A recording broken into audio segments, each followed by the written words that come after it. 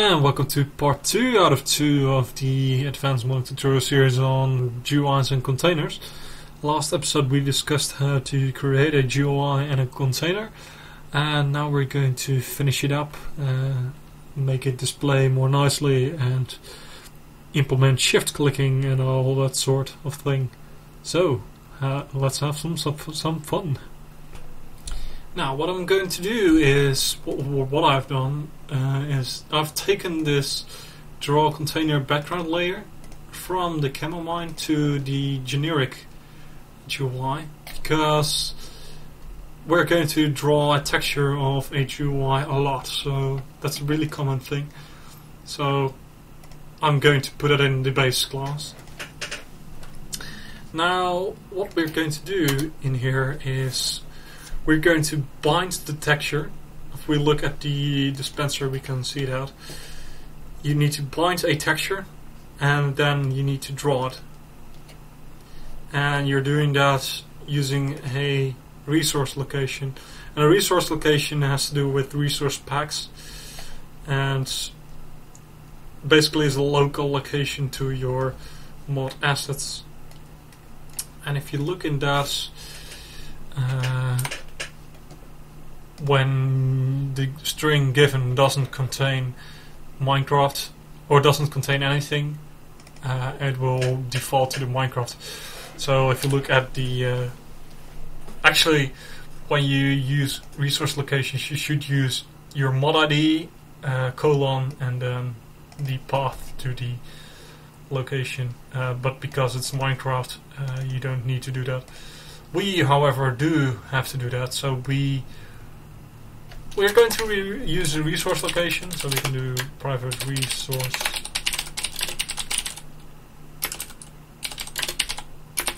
or GUI texture. For now, let's do a hard-coded one. So like I said, you need to do the mod ID, so we can do ref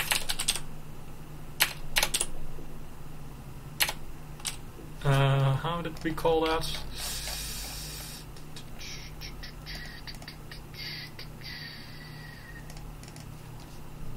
It wasn't names, no. Reference, just reference. Mod ID lower. We need to add a colon to that, and we need to do textures. So I'm going to, through the path here, textures GUI, and then CamoMine.png. So that's the resource location. However, I'm actually going to move that out of here because this is our generic GUI class, and that doesn't necessarily want to render a CamoMine texture. Instead, we're going to add it to the constructor.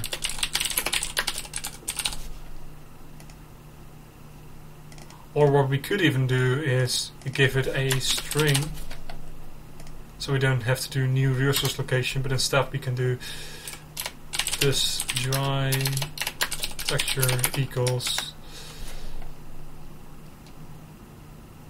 and maybe even do it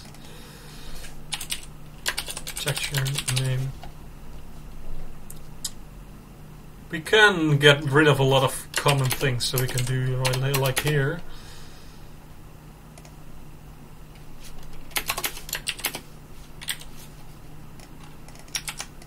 Whoops. Like that. So with this, we only have to supply the string CamoMine, and it will add it to here and make a resource location from that we can use. So let's adjust the constructor and do CamoMine. So that will grab this texture. And later, if we add more GUI textures, we can just add it in here and it will be added. You can just reference them by doing that. So this GUI texture we can use, and if we look in, you could look in the dispenser, but I know it from the top of my head. The mc.get texture manager binds texture, and we can bind the resource location. So this will bind it to OpenGL.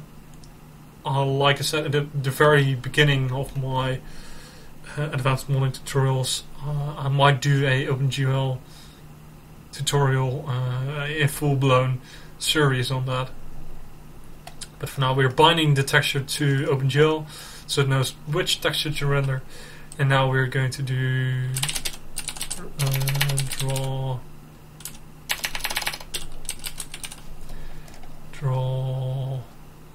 textured model rect. Oh. And we're going to give it the start exposition on the screen where we're going to render, which is there are a few fields in a GUI container you can use. These two define the width and the size, width and height of the container, and the GUI left and top mean the starting X and Y. So we can use those. GUI left, that's the start exposition, GUI top, that's the Y start position, and then we want the UV coordinates, which basically means where in the texture you're going to start. And we're going to start at 0. If we would have started at like 100, that would mean the texture would be shifted, offset 100 pixels. But for now we're going to do 0. And then X size, basically the size we're going to render. Y size.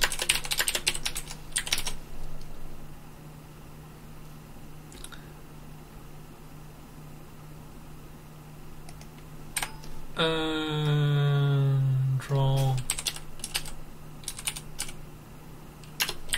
Oh, it's like that. Okay, that should do it actually. Yeah, let's try it. Okay, and when we right click, yay, there's the texture, and we'll see that the player slots are lined up perfectly. When you hover over them, they fit nicely. Slots fit nicely in the texture. However, the other, like expected, aren't lined up yet. But apart from that, it works fine. So I can show that.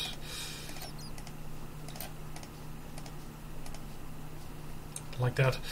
Now a nice thing to do is, I've got two screens. Usually I would drag it to the other screen and close the GUI and open it up again, because the container only will adjust when you reopen the GUI.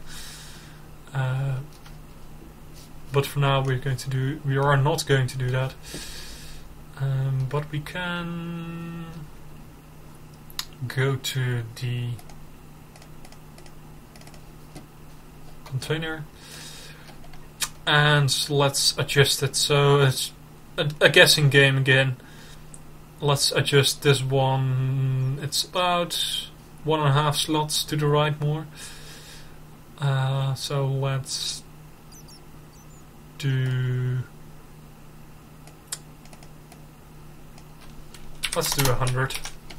So you can, it doesn't change right away, but if we reopen the GUI it will shift to the right again. So that's what's pretty good. So let's do 102 and 15.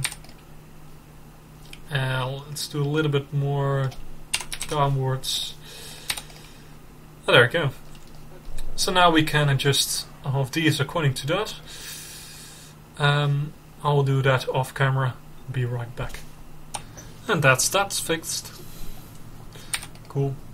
So now what's left is actually adding a shift clicking functionality, because currently when we shift click nothing will happen. We have to get the item out of it manually. So let's fix that. Now we can do that. We need to basically fill in an implementation for this transfer stacking slot. That's all about the shift clicking. And it's a pretty complicated method. I would say it's probably one of the most complicated methods you'll ever see in. And I don't even understand it for 100%, but I know enough to know how to adjust it. So that's that. So I've copied, I might have done that too quickly, I've copied the default implementation from the dispenser, and now I'm going to adjust that. So that's the player, and this is the slot that has been clicked.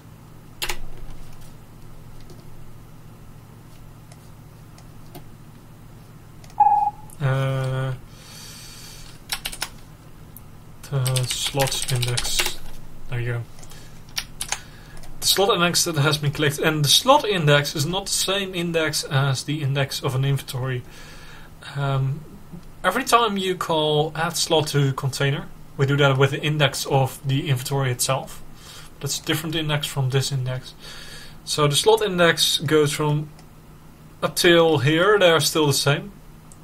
So slot index 5 equals the 5th slot in the CamoMine slot. But as soon as we add the player slots, it will go up from there. So if we go into here, when this method gets called for the first time, this is equal to... No, this is a bad example again. No, not really. Never mind. J is 0 and I is 0, so the 9th slot in the player inventory will be added. However, we are at slot index number 6, so that's the 6th slot that got been added by the container. Now if you would revert that would mess up the slot index. So the order of adding slots is very important. So when the slot index in this instance is lower than 6, that means we're shift clicking on an item stack that is of the camouflage mine. And when it's not below 6, that means we're clicking on a player slot to be shift clicked into the CamoMine. And you can see the default implementation for the dispenser. I'm just going to ignore this, but you can see if the slot index is less than 9, so that's for the dispenser, it will try to shift click into the player slots 9 through 45. So let me explain it differently. This merge item stack method will will loop through every slot you given it, so from 9 through 45. 45 not included, by the way. And it will try to put it in one of the slots. And when it succeeds, it stops and it will return false, basically.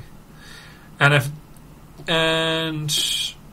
this true or false, this boolean will say whether or not to loop through it inverted. So when false, it will go through from 8 to 0, and like here, and here it will go increasingly. So our CamoMine, we've got 6 slots, so less than 6 as said. So when the slot that's being clicked is a CamoMine slot, we're going to try and merge it into the player inventory. But the player inventory isn't at 9 through 45, it's at 6 through 42. So that's basically 42 minus 6 equals 36. But that's 6 through 42 will mean 37 slots. However, because 42 isn't included, it's 42 you want to put in here. That's a little bit confusing. Basically, if you do this, if you count how many numbers there are between here, you'll count 36. But 41 isn't included, so it's 42.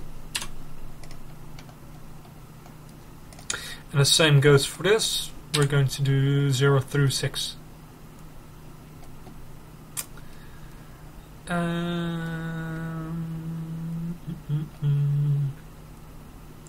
and this can remain the same. You shouldn't change that. So this part is the only part you want to change. From here, change accordingly till here.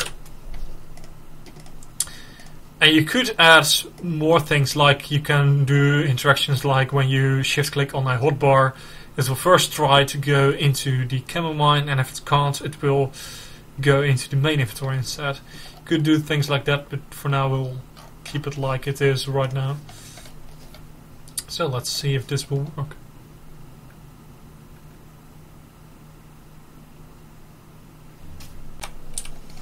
Okay.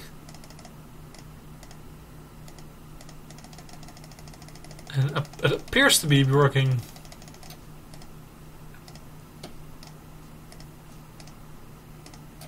Well, yes, it appears to be, I think. Well, it's duping. I shouldn't have done that. That's tempting. Let's see what's happening here. Okay, I couldn't get it to work nicely. I know the cause now. And the cause is that we've got slots that only accept up to one item. And when we shift click, it will allow for... It will put in all 61, but we've hard-coded our I inventory to cap it at 1 and remove the rest. So that's how we lose items.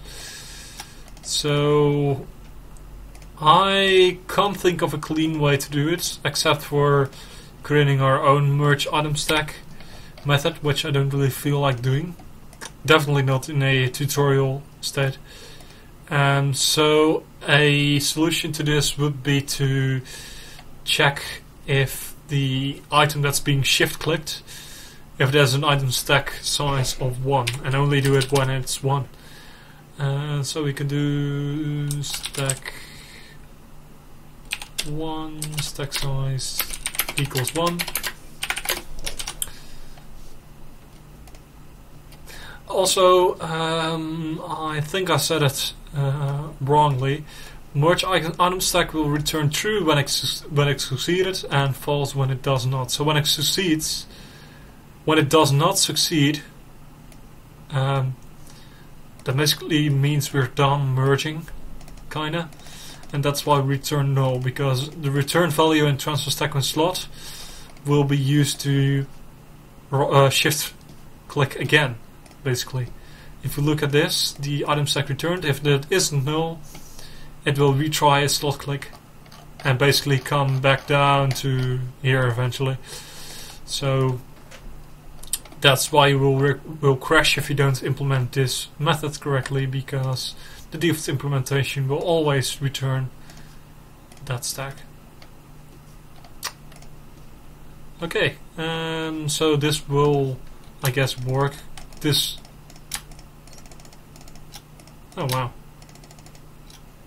that's interesting.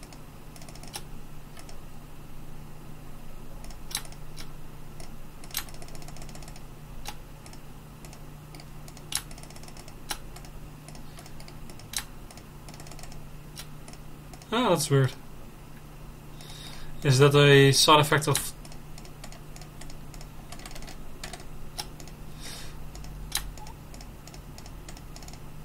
Oh, it's double clicking, double shift clicking. I don't know of that. But this way it would allow to do this. Oh, but it also does do that. Let's try if we can fix that. Okay, this seems to be working fine. If I do this, we can only shift click in the single items and it won't work. The other ones, that is. And we started with 46 and 1, and we still have 46 and 1.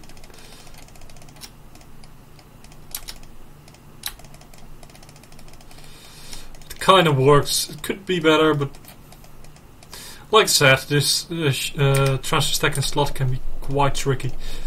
So how I solved it is I'm checking if the stack size of the clicked stack is 1. When it is 1, we're going to, through every slot we can put a camouflage in. If that slot doesn't have any stack, if the stack is null basically, it has not a stack, then we try to merge it. We try to merge it only in the slot we check. So I and I plus 1 means if I is 0, then it will be 0 and this will be 1. But because 1 isn't included, we will only try to put it in 0. So that's how it works. Another thing we can do, what we need, is only allow items in the slots of the CamoMine which can go in the CamoMine.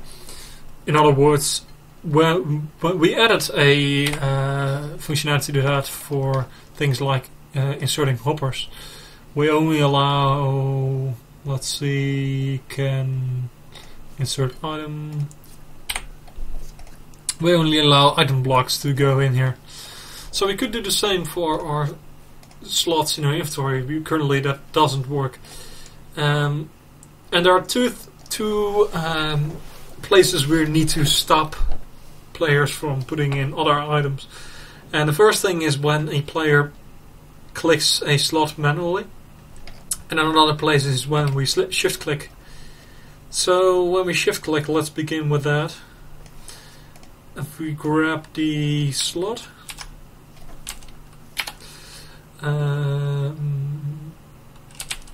shift it in slot,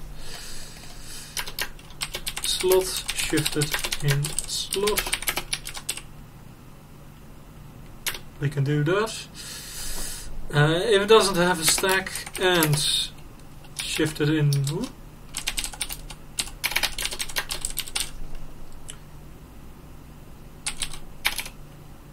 Is item valid?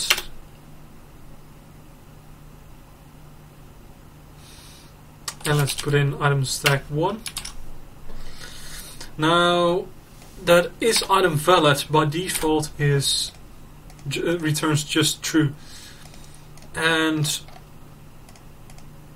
a slot defines how an item stack behaves in a GUI, and with just default slots every item can go in and go out, but we can change that and we can add our custom slots to that. And so let's put that in the inventory package as well. That's where Minecraft slots are located as well. I can say slots item blocks or slots camouflage maybe. Make it at stand Minecraft slot and do the same things. Inventory index, the X and the Y. And now we can override is item valid for slot.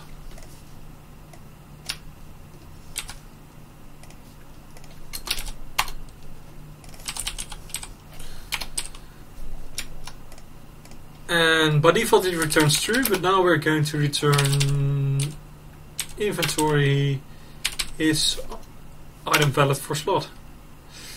We can just return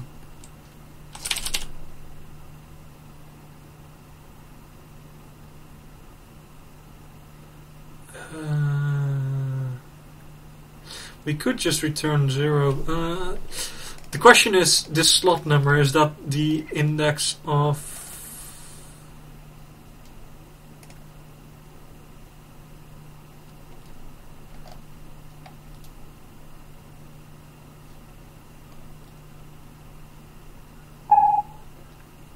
I think that's the slot index you get when you transfer it in here. So that would work in this case, but wouldn't be so nice in other cases. We can just do 0 because currently our implementation of that, when we look in our is item valid for slot. It doesn't. It isn't dependent on the slot index. You could. Oh, actually, can we get that slot index? There you go.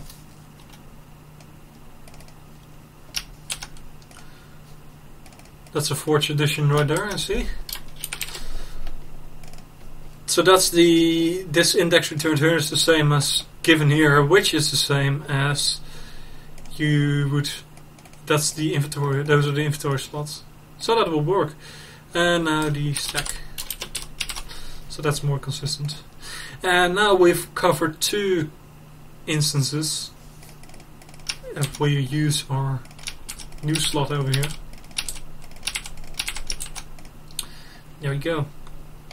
So we've covered 2 instances now, because when we add this slot in this container, when the player left clicks on a slot with a certain item, it will be checked first with is item valid before it will be allowed to go in. Shift clicking doesn't do that, hence why we do that manually. We do a shifted slot is item valid.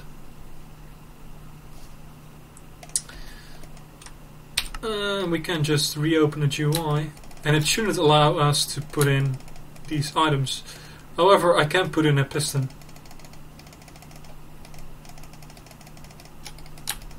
Or these items. But I can't put in iron ingots. Hopper looks weird, but now for our last trick, the finishing touches really, I'm going to add a text on the top of here saying CamoMine and a text here saying inventory. And that would be in line with how Minecraft does it. If we look at the dispenser, for example, you'll see a dispenser and an inventory. Don't do that. So, I'm going to copy that over actually, because, yeah, that's how you do it. We could make it generic, we can also put it here. Let's make it generic.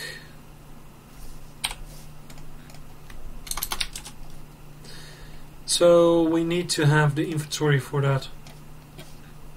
So what we could do is terminate. We need to have an instance over here, so we can do inventory.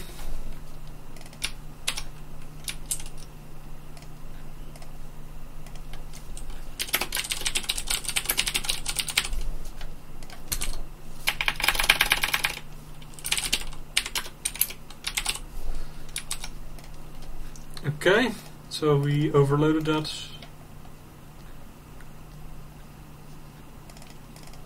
I can just use that, and this can go.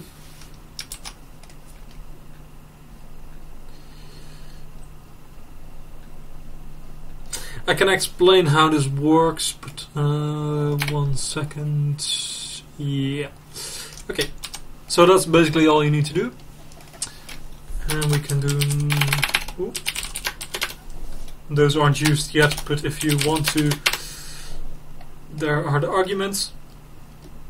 So basically it's retrieving the string here.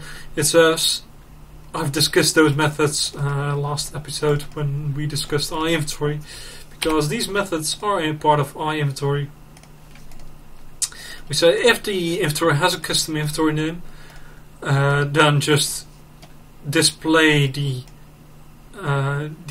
inventory name returned here, and if not, try to translate it. And you're doing that by i18n.format. I haven't discussed that one, I think. I'm not too sure, but I don't think so.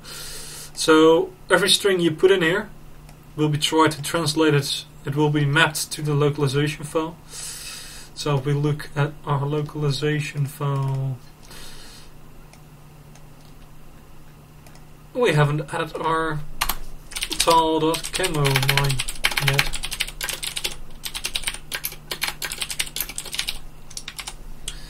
So when our CamoMine returns, should return get inventory name. It returns the unlocalized name of the CamoMine, which is tile.camomine, and then it returns that name after that. So that's that. And iatn.format will, let's see,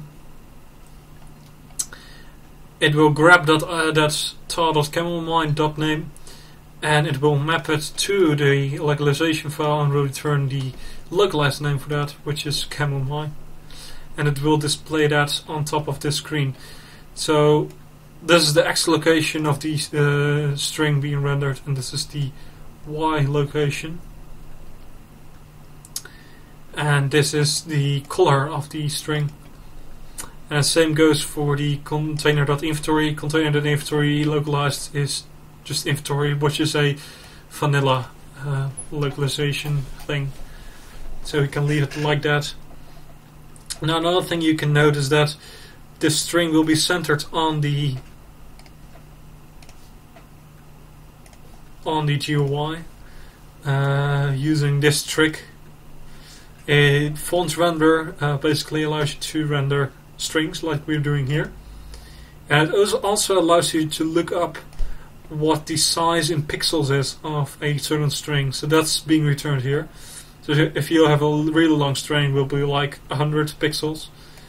And if you subtract half of that from your X position, you can get it centered on the screen. That's how it's doing that. Oh, whoops. Oh, I forgot to pass the Tati over here. There we go, CamoMine over here, and inventory over here.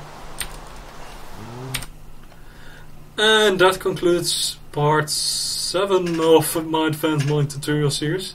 I hope you enjoyed it. I'm not 100% sure what I'm going to do next episode, but look out for that. Nevertheless, it will be another good episode, I think. Thank you all for watching. See you all next time, and bye bye.